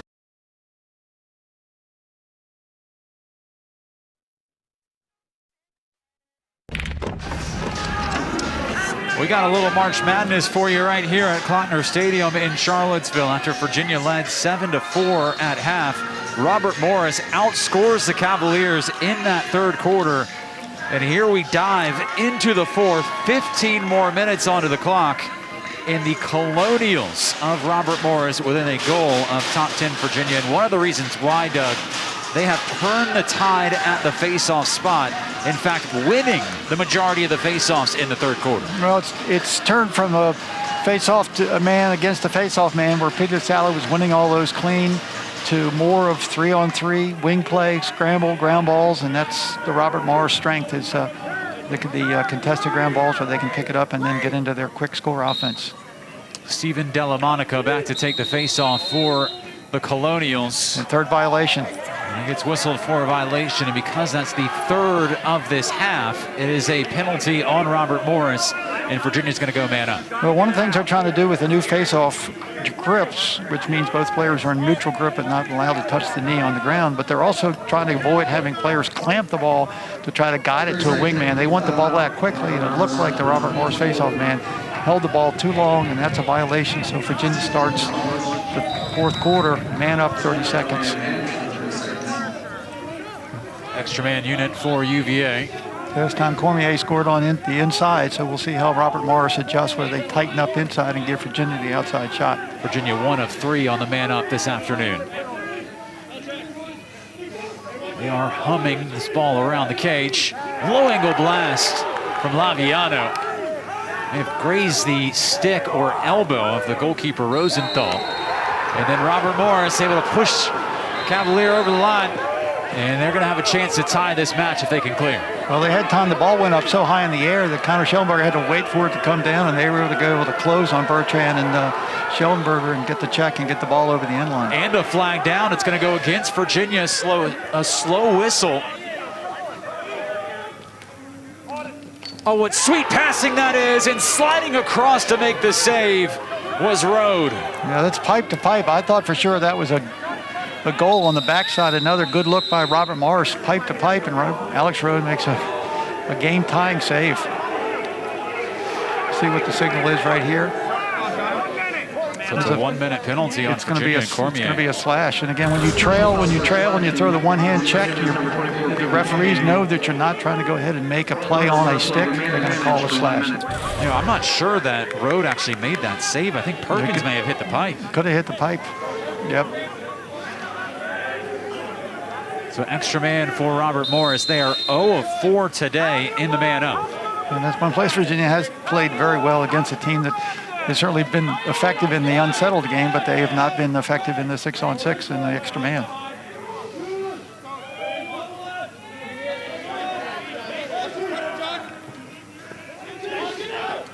Out high, Boudreau. Popovich stepping forward.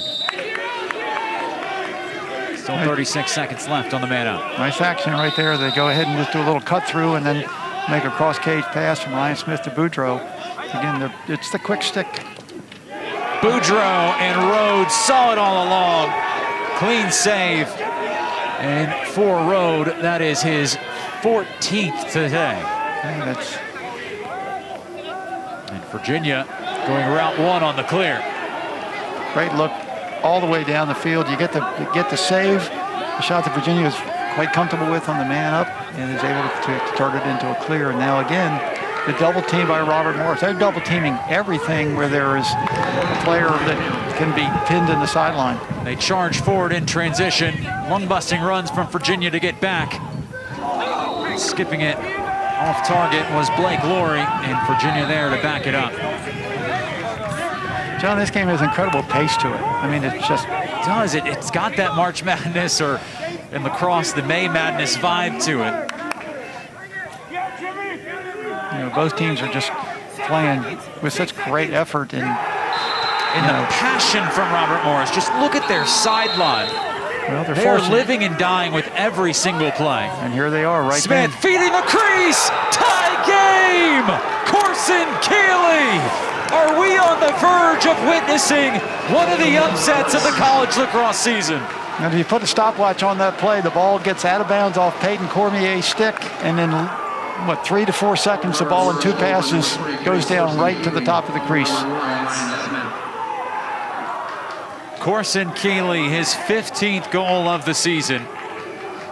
You know, John, my guess is people at the game and outside seeing the score be surprised. The only people who aren't surprised is Robert Morris. I don't think this surprises them at all. I think this is the game they expected to be able to play, and this is the confidence they have in what they do. Their coach, Andrew McMahon, said, we'll play anyone, anywhere. We're just happy to display our grit on a lacrosse field this year. Can the Cavaliers answer right back? Not on this shot. A diving effort from Grayson Soliday. Yeah, he picks the ground ball up. You know, Virginia's trying to get some wing play now. They've lost some faceoffs because of a lack of scoops on the wings. So Soliday, one of the fastest players on the Virginia team, picks up the ball and gets a good opportunity. You know, if you're Virginia, you're the team that's probably playing a little bit tight, a little bit, uncomfortable, and Robert Morris, very, very loose, very comfortable. Rematch of the 2019 NCAA tournament first round. An NCAA tournament that Virginia finished as the champions. Matt Moore with 2, drew with short stick and forced to slide. Now, will he be able to make the move and get the ball? Robert Morris is playing, like you said, John, with such confidence and everything's full speed. Shot clock under 30 for Virginia. Bertrands. Lofted it high, turnover. And for Bertrand, Doug, a Virginia midfielder, he does not have a goal today. Now that streak has about 11 more minutes to be continued. Streak you're talking about, he has played 65 collegiate games and has scored in all 65 of them. That's the longest streak in college lacrosse. Started at D2 Merrimack, transitioned to Division I with Merrimack before transferring to Virginia. And now he's stuck in on defense as well. Well, that's what the Robert Morris transition game does. They don't give you time to get players on and off, and if you try to run somebody off, they're going to push the ball and try to take advantage of a 6-on-5. So it really does make the box substitutions really an important part of the game. And Bertrand not able to get off. He's going to have to defend here. Team defense is going to be key. He's going to have to get some help. Going to run at him with Colton Lidstone. Keeley. Slide came.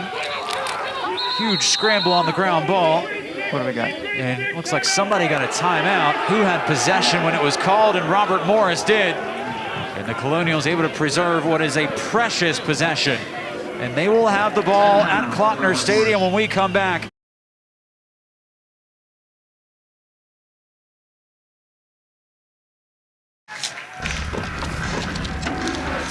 Well, the Colonials have Robert Morris. This looks like a tour list.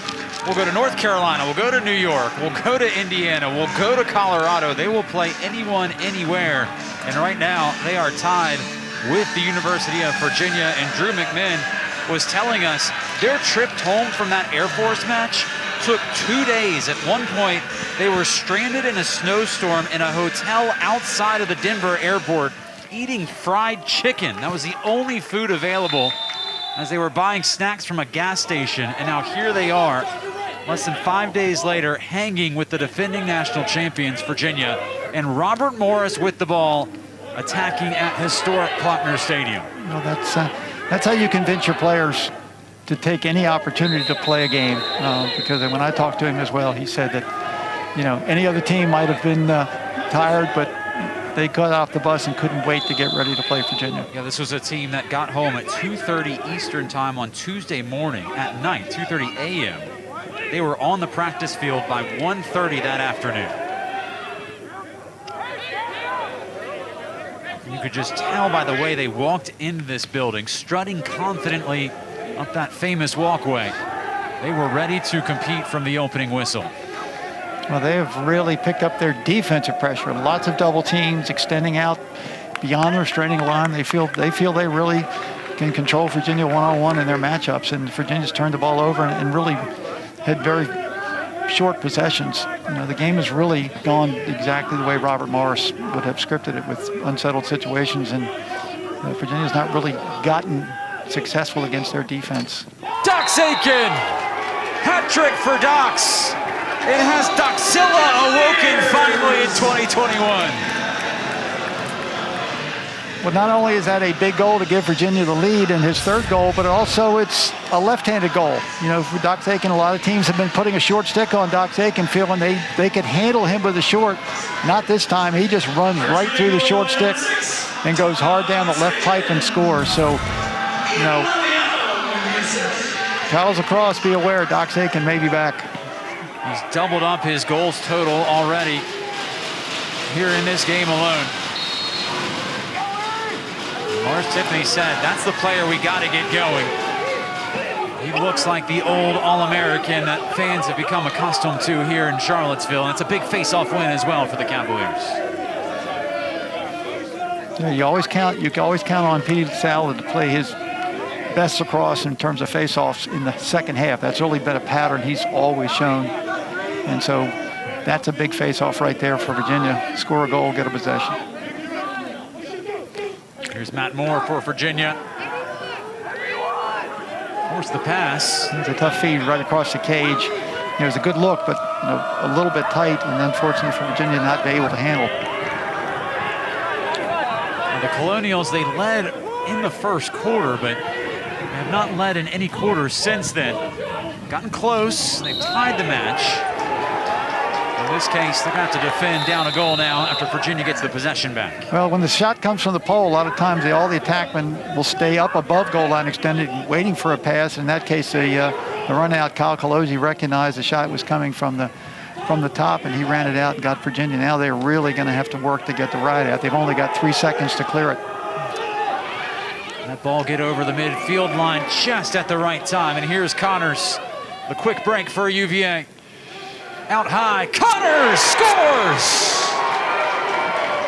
That was the kind of goal that Virginia needed to score, because they got that extra pass, and Jared Connor, maybe the highest scoring long stick defenseman in the country. We've seen him do that on numerous occasions where he stays in the play, stays in the break, and he scores a huge goal.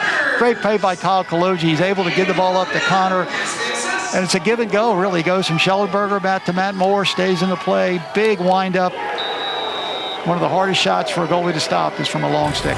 First goal of the season for the captain. And this is the time when the big players step up and make the big plays. Now it's going to come back to Pete LaSalle. Can he get a face-off win?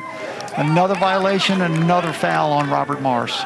It's Delamonica who commits the infraction, and Virginia going to go a man up. Well, what happens, John, is sometimes when you violate or you get close to that third one after the second one, you tend to jump and tend to try to anticipate the whistle, and that's what happened right there.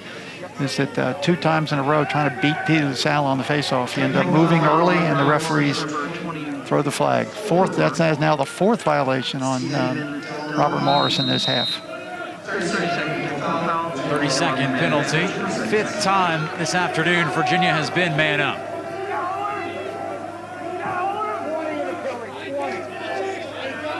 Every player gets the touch. Cormier is towing the crease. It's important for Virginia to get a good shot, but if they don't, the possession doesn't hurt. Laviano. Backed up by Schellenberger. 7 seconds left on the penalty. And you don't want to take a bad shot just because it's man up. You know, possess the ball and you still got time. You don't want to, that's a force right there. It should expire the penalty, and it does. Still slightly unsettled. Screamer from the left side, Peter Garneau. 3 straight from UVA. That's what Peter Garneau is most effective, is when he has a chance to plant his feet, clean his hands, and let it rip. That's why he's on the man-up unit, and that is why he is such an effective shooter. You can see he uses tremendous power coming through his legs in the follow-through. Maybe the hardest shooter on the team.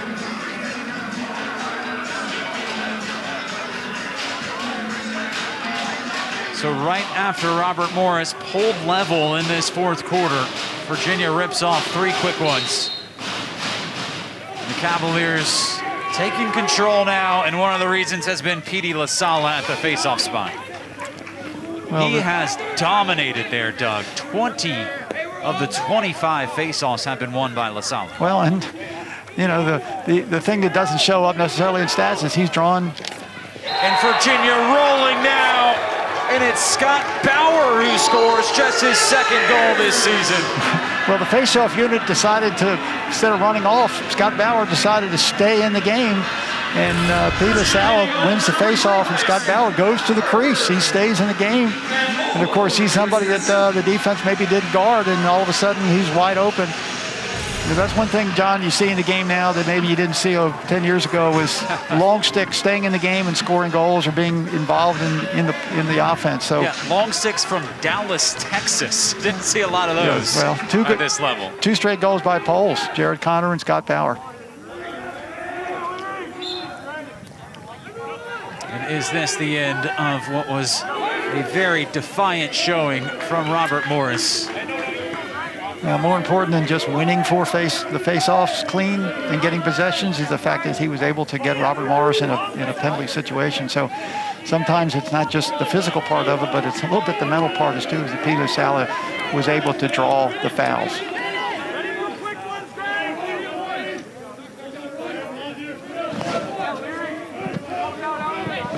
Well, what a swing right there, 10-10.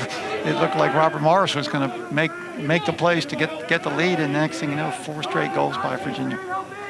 Now, we've seen crazier things happen in college lacrosse. 6 minutes is a lot of time. Here's Aitken, already with a hat trick today. Laviano, pipe-to-pipe pass. Won by Cormier. Shot clock under 30. Yeah, Virginia doesn't need to force balls into the inside. You know, their offense is settled down so much, and you know, go ahead and be patient, get good shots, but don't try to make the great pass. Stepping and delivering was Connor. You always tell teams to back up the end line and back up the midline. That's what the concentration needs to be. And even if they lose it, make sure you're ready to ride and don't give Robert Morris a chance to get unsettled. Flag down as Matt Moore hit into helmets. Shot clock will expire, and Virginia will go a man up. Now the Cavaliers leading by 4, a man up here. One thing to watch here as we head in to the closing minutes of this match. Charlie Bertrand, 41 in white for Virginia, the transfer from Merrimack has scored in 65 straight games. That is an NCAA record. He has scored in every single match in his career. He does not have a goal today, and here is his team, a man up for the next 30 seconds. Yeah, if you're Charlie Bertrand, that's the least of your concerns. He's been a great addition for the Virginia program. Their only transfer out of the portal, and he has fit in very, very well, but very unselfish. He's complimented and adapted to playing with new teammates. So if he gets a goal, he'd be happy, but it's not a critical thing for him. He'd much rather be on the winning team. Still 6 seconds left on the penalty. And no reason to force it. He's still got shot clock time, and they've got the lead in the ball. Penalty is released. Team's even strength. Now Virginia will spread the field a little bit and possess. Still 40 seconds on the shot clock. You got to go to 41 and white, though, don't you, Bertrand? If you can. But you don't want to think about records when you're still in a game where a team like Robert Morris could get on a run as quickly as they can. You do not want to give them any opportunity. Great save. Stop from Rosenthal. It looked like Peyton Cormier took a chop on the top of the knee. As you said, Doug, this one not completely out of question yet. Especially when you got players like Ryan Smith. They're going to go now, and they're going to go again. They're going to run their offense much faster and expect that passing game is really dangerous and really effective. If you slide early or get there late, they're going to get an open man. Colonials in a hurry. Jake Boudreau. Quality ball movement, and Perkins finds the angle. Don't you dare count these Colonials out yet. They're within 3. Well, Perkins is so slick at X. I mean, again, he is just so smart there. He just creates enough space. Again, he's on the move away from the defender. Even as he's catching, and you can see he's already created an advantage right there. Cates Halstead not able to get there in time, and he's fearless coming around the pipe. Again, not a big player in terms of stature, but to play that X the way he does, you have to be tough and physical, and he's shown the ability. The goal he scored early in the game, taking 2 fouls, he is really tough.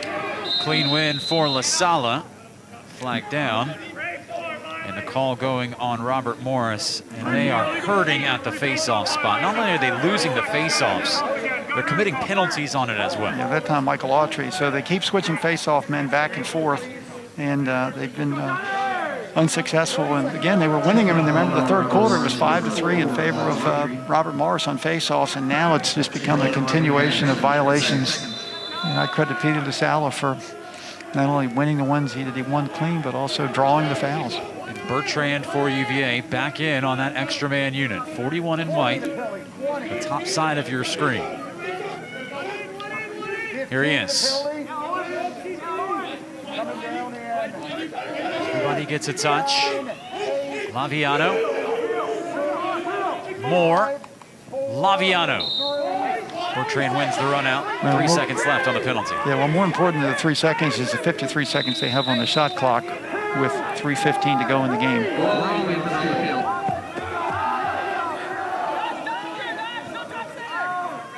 Dox Aitken now Robert the Morris. Substitution box. Yeah, Rob Morris is going to have to go out and double team. And this should open up even more opportunities for Virginia. Are they? I mean, they're doing the math. They're looking around. 3-goal game, less than 3 minutes to go. They're talking through their defense right now, deciding who's going to go. 25 on the shot clock. They want to get Virginia down as low as they can, and then they're going to try to go and double and force the turnover on the 80 seconds. Aitken. In the zone, actually playing zone. Garneau shoots on.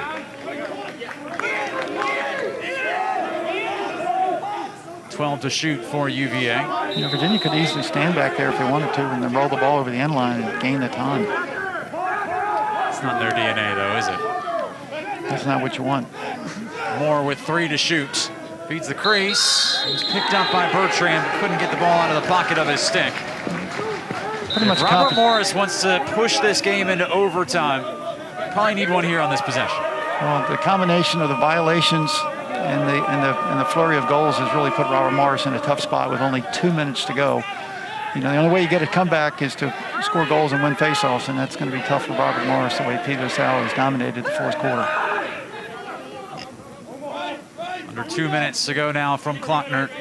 Game that was tied 10-10 at one point in this fourth quarter.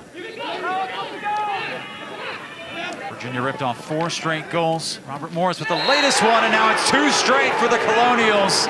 They just will not go away. There is no quits in this team from the Steel City. You know, everybody talks about Michael Sowers and Chris Gray and some of the top attackmen in the country, but right now I can't say that, you know, I haven't seen 2 more impressive attackmen in the country than the way that Jimmy Perkins and Ryan Smith have played against Virginia. They've been outstanding.